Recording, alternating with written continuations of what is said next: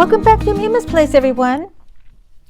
As you can see in front of you, I have a greeting card template. Well, I'm going to be making a few videos. It's going to be hopefully it'll be only 3.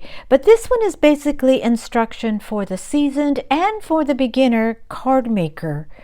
Now, when I initially began card making, I didn't know a lot of this stuff. I didn't know what A1 to A7. I didn't even know what a slimline card was. I'm thinking when I heard the name slimline, I'm thinking my weight. And it wasn't that at all. So I didn't know what connection that was. But to give you an idea, what I've done is I've created this template. Again, it's going to be a free PDF right below this video. And I've added across the board the card's size, what it's known by, and I'll give you some other names I guess what it's known by, because like an A1 is an invitation card. Then the sizes of the card base, and I put them in 2 different measurements here because some people put them into their cutting machines, like the Scan and Cut, which I use, calls for the decimal point, and so it makes it easier right here. This is the score where you fold it. You can easily fold them in half, but some people prefer to use the scoreboard. Then you have the first layer, which is called the matting, the second layer, and then I put the second layer here. And then you have the card size itself. So what I mean by the card paper size, like take for instance, the first one is A1. So you have it as the invitation card like this.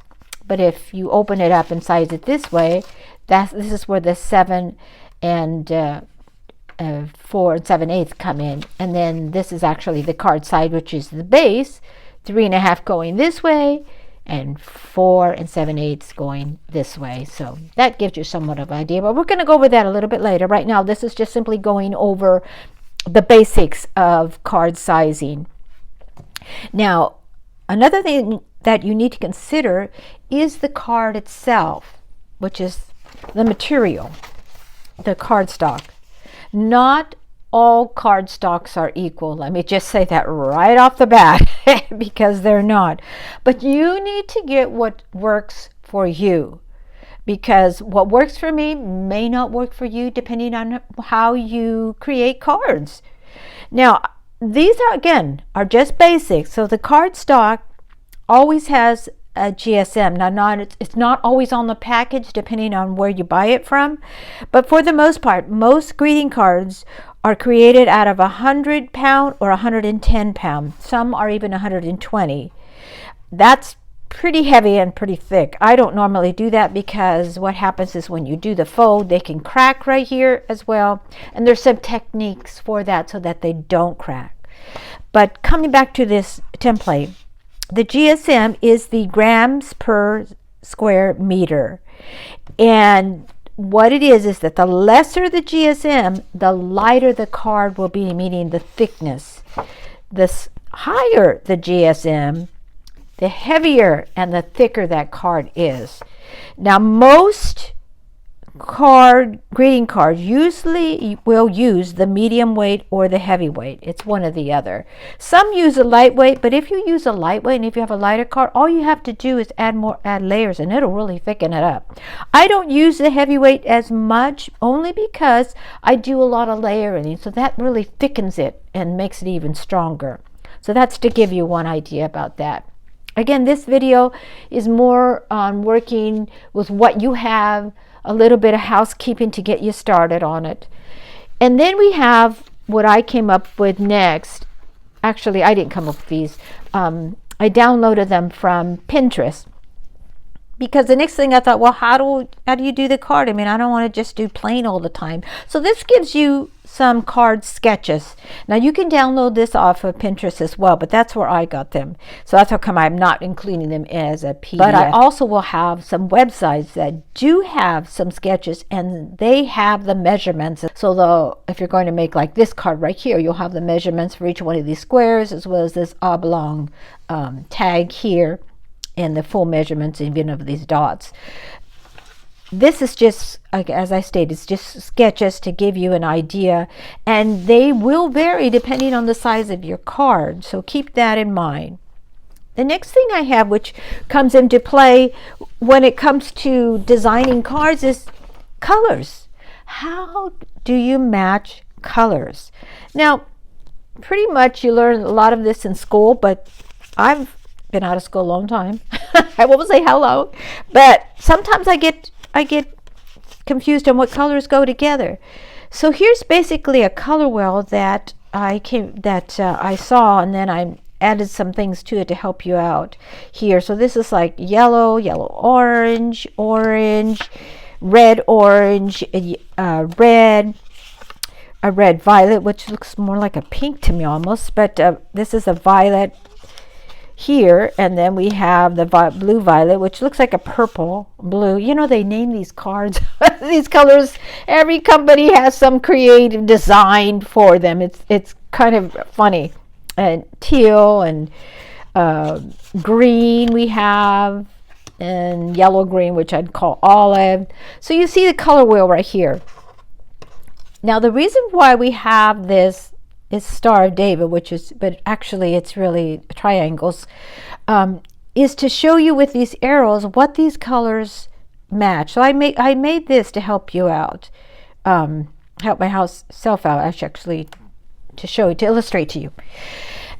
This color and this, wherever these points go, these arrows go, these three colors match. So if I went like this, it would be this color, it would be this color, these are primary colors, and it would be this color. All three of these go together. But if I took the arrow and I went like this, I would take this yellow, and then the next arrow points over to this blue and points to this red. So that, and then you can even go outside of that. And I'm going to show you another little wheel that I downloaded just to give you an illustration. This I didn't create, so I can't include it as a PDF. But this gives you somewhat of an idea. There's the primary colors, which I just illustrated. And then you have your secondary colors, so you can add those in. So you had a variation of colors. And so this gives you something that, since this is more of a basic and instruction of how to create cards, one thing about me is that I'm a very organizational person. I like things in order.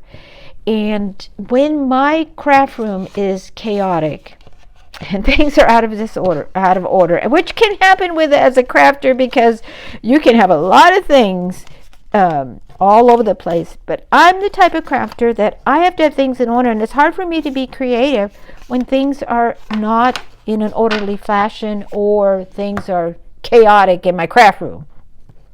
So what I have to do is I have to organize things so that I know where they're at, and that's a big hurdle to get over sometimes, especially when you're crafting, because afterwards your room is a mess.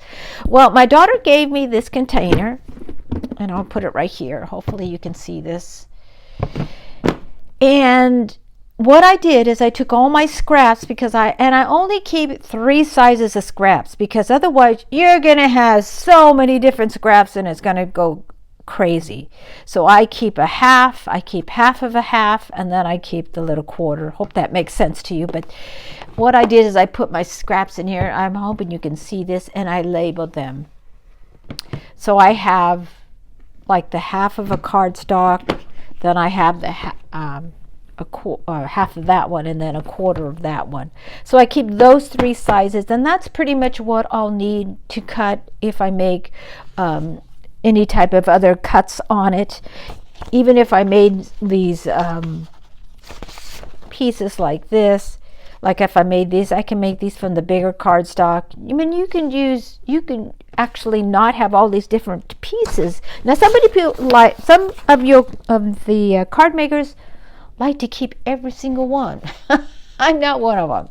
I mean, I used to be, but I've noticed that it starts to build and build, and I've got all these scraps. I have a friend of mine who said, Trudy, I can't do that. I can't keep everyone, because I was keeping everyone. It's just too much paper.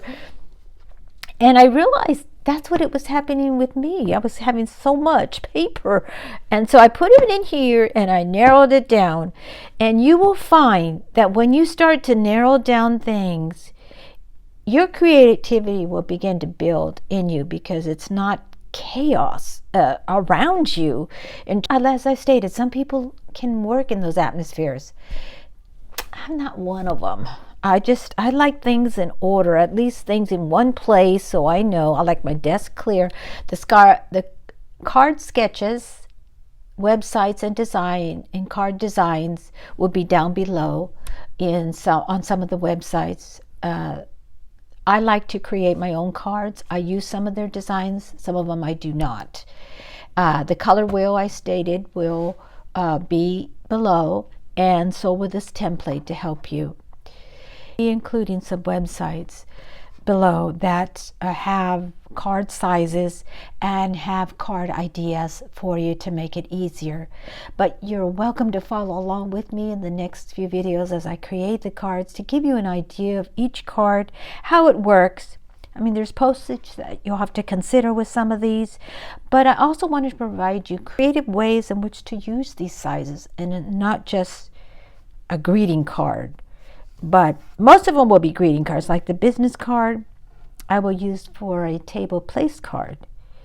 So you'll see that. And you'll see other designs that we're going to make together. Okay.